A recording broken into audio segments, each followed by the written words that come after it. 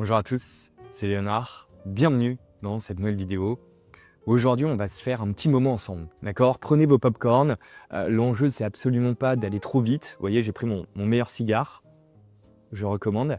Et en fait, l'enjeu, c'est de répondre à vos questions.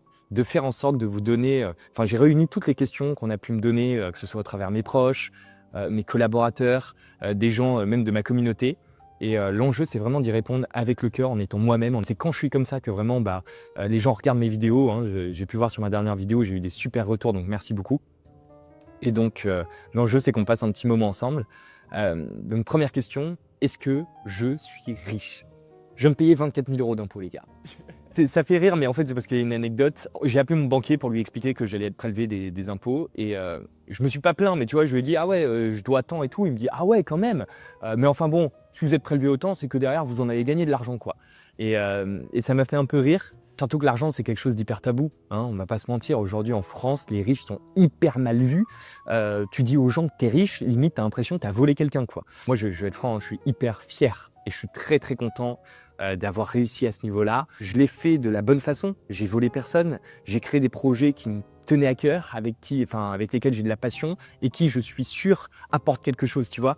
C'est pas comme si j'avais trouvé une faille ou un truc, un plan sous casino, non, pas du tout. Là, on est vraiment sur quelque chose de sérieux et dans lequel j'ai mis mes tripes et dans lequel je sais qui apporte de la valeur. Donc, la deuxième grande chose aussi, je vais être franc, enfin moi, mes intentions en devenant riche, et ça je l'ai toujours dit, c'est vraiment construire la liberté de ma famille. Ça veut dire que la raison profonde pour laquelle je veux réussir dans ma vie, c'est pas pour pouvoir partir à Mykonos l'été et tout claquer dans les bouteilles de champagne, même si j'ai pu le faire auparavant, mais c'est vraiment pour derrière ma famille et faire en sorte de construire leur liberté.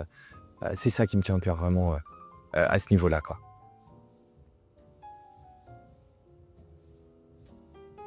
Quelle pépite, les gars. C'est vraiment une pépite. Fumer est interdit pour la santé, hein, les amis. Je recommande personne de fumer, c'est juste, moi j'aime bien me faire un petit cigare de temps en temps, c'est tout. Hein. Ça me fait kiffer le moment, quoi. Est-ce que t'es un fils à papa? Absolument, les gars. Et je suis très fier de l'être. C'est-à-dire que, je vous explique, j'ai tout pris de mon père. Sa discipline, son habileté avec social, sa faculté également à réfléchir certains problèmes, son calme. J'ai tout pris de mon père et ça a été vraiment un énorme exemple pour moi. C'est-à-dire que je me suis vraiment, quand j'étais petit, je me suis construit à travers mon papa et c'était vraiment la personne à qui je voulais ressembler, quoi. C'était vraiment un exemple pour moi et j'en suis extrêmement fier. Pour rien vous cacher, j'ai même pris certaines mimiques, tu vois. Parfois, je regarde mon téléphone comme un daron, comme ça, là, hop, parce que ça me fait rire. Et je me battrai jusqu'à mon dernier souffle, littéralement, pour lui rendre hommage et pour accomplir, enfin pour continuer à apporter la sécurité qu'il a apportée à toute ma famille, à mes sœurs, etc., quoi. Donc c'est très important et c'est un grand exemple pour moi. Question un peu plus légère. Est-ce que tu es le frère caché de Pierre Ninet? Bon, je ne l'ai jamais dit, mais cette question est hyper drôle parce que, en fait, je fais des millions de vues grâce à ça. C'est-à-dire que sur Instagram, je reposte exactement. Mon frère est une star internationale et je suis un raté. Et en fait, à chaque fois, je poste ça et il y a des gens qui prennent ça prom dog et c'est extrêmement drôle. Évidemment, mon but, c'est de faire rigoler. Hein. Enfin, effectivement, c'est hyper drôle. On me demande souvent ça. Et ouais, je préfère en jouer et en rigoler plutôt que me sentir mal par rapport à ça, mais oui, ça me fait extrêmement rire. Et est-ce que je suis frère caché de Pierre Ninet? Peut-être bien. Qu'est-ce que tu penses du marché du make money? Alors là, je vais prendre le temps parce que je pense que le marché du make money actuel, il est bien le reflet de notre société, en fait. C'est-à-dire que dans notre société à l'heure d'aujourd'hui, on a tout en instantané. Tu vois, tu prends le sexe, t'as Tinder, tu prends la bouffe, t'as Uber, tu prends les réseaux sociaux, t'as de la dopamine. Et en fait, c'est vraiment ça le cœur de mon propos, c'est que je pense qu'aujourd'hui, les gens sont bloqués dans un cycle de dopamine rapide, instantané. Ils veulent jouir, ils vont sur les sites spécialisés. Enfin, vous voyez ce que je veux dire? Ils sont vraiment pris dans ce cycle de dopamine, adrénaline. Et en fait, finalement, c'est exactement ce que représente le make money, quoi. Aujourd'hui, le make money actuel, donc le marché de la formation pour apprendre aux gens à faire de l'argent, je vais peut-être commencer à préciser ça. En fait, il n'y a que ceux qui font des formations qui sont basées sur ces valeurs, hein, de faire de l'argent tout de suite maintenant, qui gagnent, en fait. D'accord? Et on le voit avec les gens qui parlent de casino, les gens qui parlent de trading. Il n'y a que à la fin qui font du pognon, quoi. La réalité, c'est que si on veut aujourd'hui réussir vraiment dans le business et dans les affaires, faut prendre un pas de recul sortir de ce circuit de la dopamine en fait qui t'empêche littéralement d'éclore, d'avancer, d'évoluer, de réfléchir, de raisonner, hein. Mais là, on parlerait d'une question sociétale, j'en parlerai juste après. Mais ouais, en fait, aujourd'hui, le business, il faut réussir à prendre un pas de recul et bien comprendre que tous les business que tu as autour de toi, c'est juste une juxtaposition de compétences, tu vois. C'est-à-dire que tu as des gens qui maîtrisent le marketing, tu as des gens qui maîtrisent le media buying, donc l'acquisition de clients, tu as des gens qui maîtrisent la vente en fait. À un moment donné, il faut juste retourner à la racine et se concentrer justement sur ces fameuses compétences. Et au lieu de chercher l'argent et le résultat final, qui finalement, hein, toute notre vie, c'est ça hein, qu'on nous propose, c'est je veux un tacos, à aucun moment on se concentre sur le process, mais sur appuyer sur le bouton pour l'avoir. Mais avec l'argent, au lieu de se concentrer sur le résultat final, à savoir gagner de l'argent, plutôt se concentrer sur les inputs. Qu'est-ce qui me permet derrière d'avoir de l'argent? Se former à des compétences, les maîtriser évidemment. Comme je te l'ai dit, chaque business autour de toi, c'est une juxtaposition des compétences. Tu prends Apple, c'est des mecs, des closing, tu vois les mecs en bleu là, c'est de la vente. Ensuite derrière, c'est du marketing, c'est de l'acquisition. Enfin, tu vois ce que je veux dire? C'est vraiment une suite littéralement de compétences business. Et donc moi, ce que j'invite à faire les gens, et j'espère que c'est bien clair, c'est vraiment de se concentrer sur ces compétences business. Lorsque vous mettez votre attention sur ces compétences, vous pouvez jamais vous tromper parce que vous allez toujours ressortir avec justement des outils pour ensuite aller faire de l'argent. Je te donne un exemple tout bête. Si aujourd'hui, tu vois, tu penses à quelqu'un, ça fait 3 ans, il veut gagner de l'argent. Et son seul focus, il se lève le matin et il se demande comment je vais gagner de l'argent. Peut-être qu'il va trouver 2-3 failles, peut-être qu'il va trouver 2-3 moyens de faire 2-3 billets, mais ça s'arrête là. Alors que si toi aujourd'hui, tu prends le temps pendant ces 2-3 ans de te concentrer sur une compétence business, au hasard la vente, à la fin des 2-3 ans, en fait, tu sauras juste vendre et tu pourras vendre pour toute ta vie. Et ce sera débloqué, tu vois, comme Fortnite, ce sera un skin en plus, quoi. Et peu importe que demain, tu dois faire de l'argent dans les 24 heures avec un briquet ou un cigare, vu que tu sais vendre, tu seras en capacité justement de faire ce pognon, quoi. Le make money, c'est vraiment le reflet de notre société actuelle et ça m'étonne pas que ce qui fonctionne, c'est le côté brillant, le côté pognon tout de suite maintenant, plutôt que vraiment la base et les racines de ce qui permet vraiment de faire cet argent.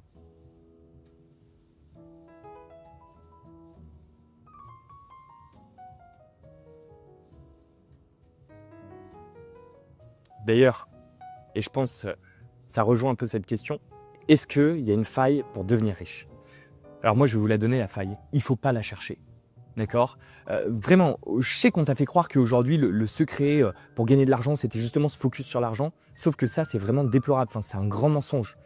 Aujourd'hui, quand tu cherches l'argent, il va plutôt avoir tendance à te fuir.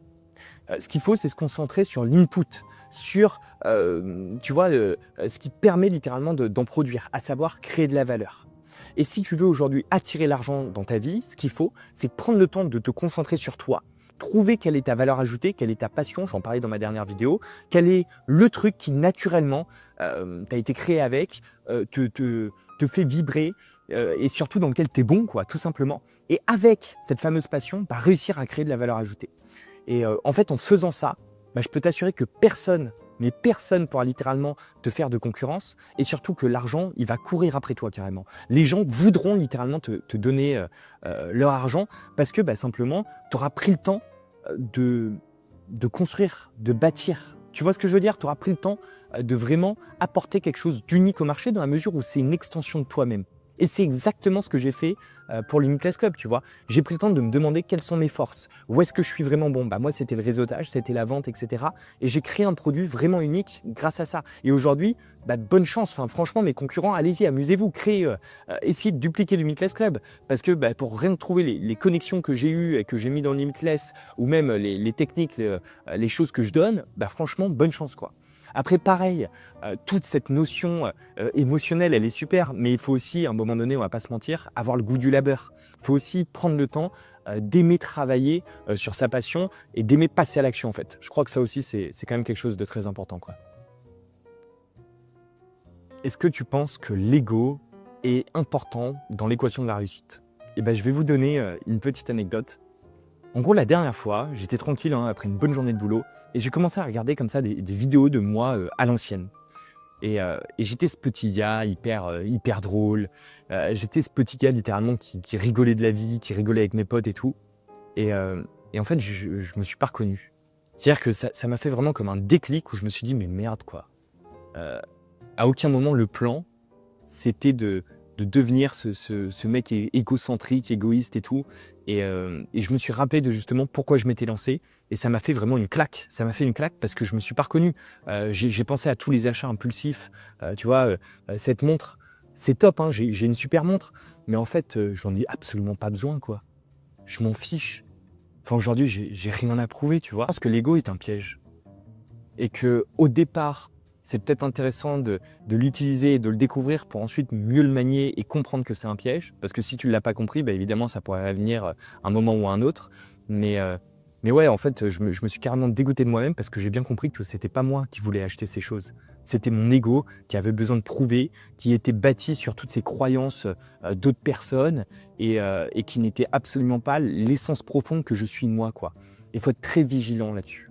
Très, très vigilant parce que l'ego, il peut nous emmener à faire des décisions qui sont complètement éloignées de la vraie personne qu'on est à l'intérieur et en fait, nous mener dans des endroits, très sombres, en fait.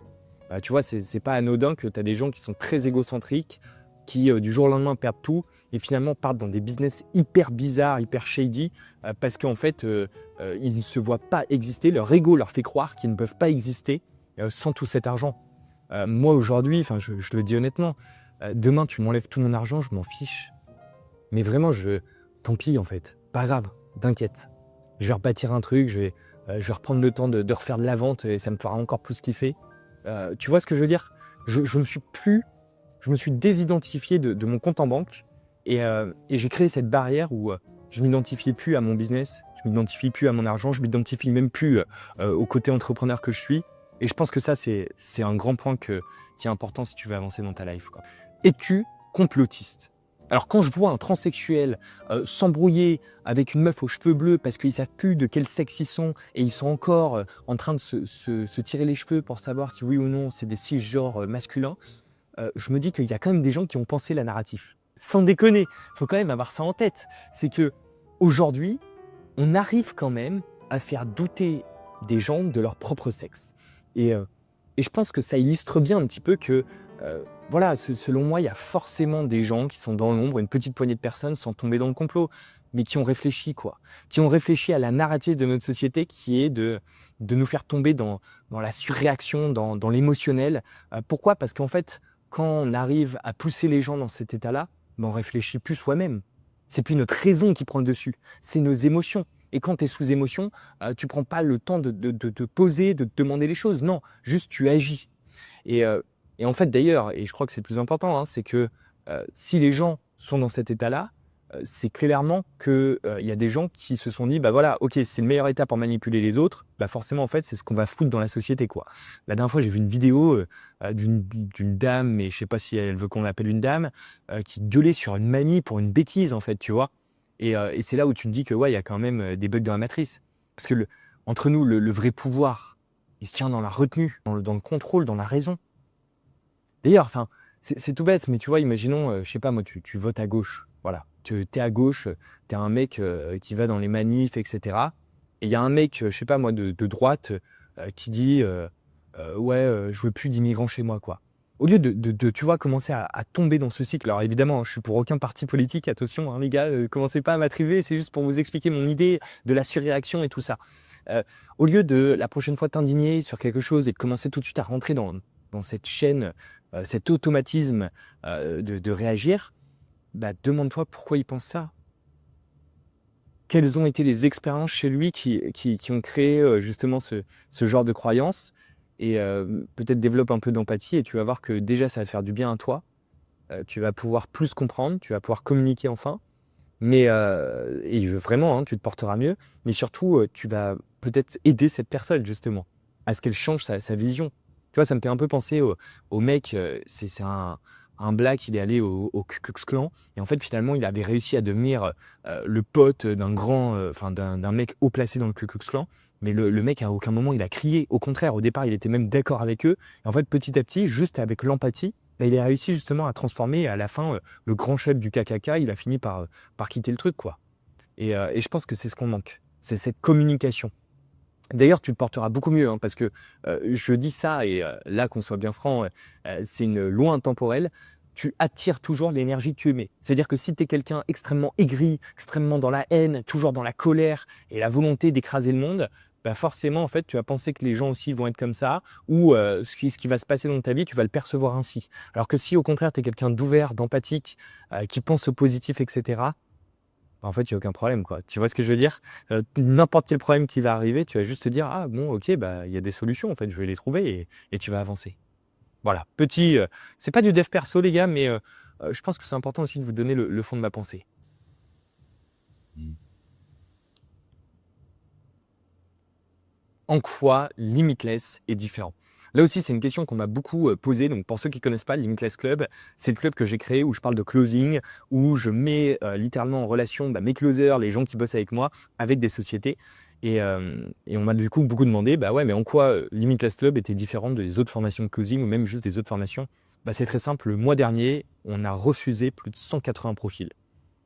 Et pas parce qu'on est méchant, mais juste parce qu'en fait, on savait que même s'ils payaient, il y a certains qui avaient carrément l'argent, hein, ils voulaient nous le donner, mais on savait que s'ils payaient, bah, ils n'allaient pas avoir de résultat. On savait pertinemment que c'était pas des gens qui correspondaient à notre façon d'enseigner, à nos valeurs, parce que c'est ce qu'on explique, hein, dans les appels de vente, les gens expliquent, enfin mes commerciaux expliquent que voilà, aujourd'hui Limitless Club, on t'apprend une compétence, ça met du temps, on sera derrière les personnes et cetera, mais on n'est pas là pour faire en sorte que tu aies de l'argent tout de suite maintenant, que ça va tomber du ciel et cetera, loin de là. On est vraiment sur quelque chose de rationnel et comme ça quand les gens rejoignent, il y a pas de surprise, ils connaissent déjà à l'avance le process par lequel ils vont passer et à aucun moment ils se disent: «Ah punaise, je pensais que ça allait être comme ça» et en fait, c'est complètement l'inverse, quoi. Donc ouais, je pense qu'aujourd'hui, aujourd'hui notre formation, elle nécessite d'être construite, elle nécessite d'avoir le goût de l'effort et et elle nécessite surtout d'être bien dans sa tête, d'accord? D'avoir un vrai projet, qui nous appelle et qui nous donne envie de nous surpasser, qui plus est même de changer notre identité, de faire en sorte vraiment, de sortir de notre inconfort et en fait, si nous, on s'aperçoit que ce projet, c'est juste de gagner de l'argent ou pour pouvoir, s'acheter une nouvelle moto, bah, en fait, de facto, on va dire: «Malheureusement, ça va pas être fait pour toi et tu seras pas sélectionné». Aujourd'hui, on a décidé vraiment de faire une sélection à l'entrée pour être sûr, littéralement, de, en fin de course, avoir des gens qui ont des résultats qui sont satisfaits et surtout qui nous recommandent, quoi. Parce que c'est vraiment ça mon focus. J'espère que vous avez aimé cette petite vidéo, ce petit moment avec moi. Je vous dis à très vite. Prenez soin de vous, les gars.